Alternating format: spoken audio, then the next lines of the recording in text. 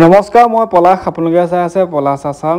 Join Indian army Agniveer 2024 বৰ্ষৰ যিসকলে exam দিছিলে আৰু এক্সামত বেছিকৈ নম্বৰ পোৱাসকলক ফিজিকেল ষ্টেণ্ডাৰ্ড টেষ্ট দিবলৈ তোমালোকক মতা হৈছে। আৰু যিহেতু অহা কাইলৈ 15 জুলাই আৰু 15 জুলাইৰ পৰা অসমত যোৰহাট, মৰিয়নি, তেজপুৰ, নাৰেংগী PST হ'ব ফিজিকেল ষ্টেণ্ডাৰ্ড টেষ্ট। আৰু 1600 কিলোমিটাৰ ৰানিং কৰিব লাগিব, লগতে 9 ফুট জাপ মাৰিব লাগিব, লগতে চিন আপ মাৰিব লাগিব 10টা, আৰু লগতে জিগজাগ বেলেঞ্চ তোমালোকৰ PSTত আছে। আৰু তাৰপিছত মেডিকেল টেষ্ট হ'ব, তাৰপিছত ডকুমেণ্ট ভেৰিফিকেশ্যন কৰিব।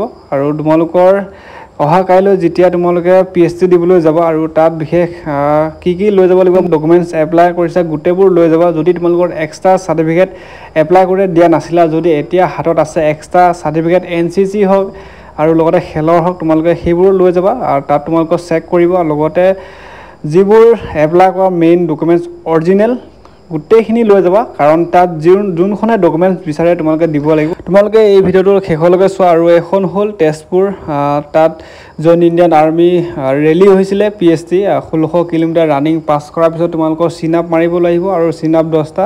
তাৰপিছত লগতে 9 ফুট জাম্প তোমালোকে দেখা পাইছা, 9 ফুট লং জাম্প মাৰিব লাগিব। তাৰপিছত তোমালোকৰ জিগজাগ বেলেঞ্চ এটা চাব, পূৰা নৰ্মেলি তোমালোকে তাত জিগজাগ বেলেঞ্চটো খোজকাঢ়ি যাব লাগে, আৰু সেইবোৰে তোমালোকক কৰিব দিব। তাৰপিছত তোমালোকৰ মেডিকেল টেষ্ট হ'ব, আৰু মেডিকেল টেষ্টত তোমালোকৰ ইমান হাত নকৰে। যিসকলৰ মেডিকেল ভাল, তোমালোকে নিজে গম পোৱা তোমালোকৰ শৰীৰটো কিমান অংগ পতংগ ভাল হৈ আছে, আৰু লগতে কিবা বেমাৰ আছে নেকি তোমালোকে নিজে গম পোৱাই। আৰু লগতে হাইট চেষ্ট মেইনটেইন কৰি তোমালোকৰ সেইবিলাকে চাব। তোমালোকৰ চকু, হাত ভৰি নগ্নি আছে নেকি, কালাৰ ভিজন 6/6, আৰু কিবা ভিতৰৰ বেমাৰ আছে নেকি, সেইবোৰে চাব। আৰু তাত ইণ্ডিয়ান আৰ্মি মেডিকেলটো সকলোৱে মানে ভয় কৰি থাকে, বহুত টান কৰে বুলি পেলাই নহয়।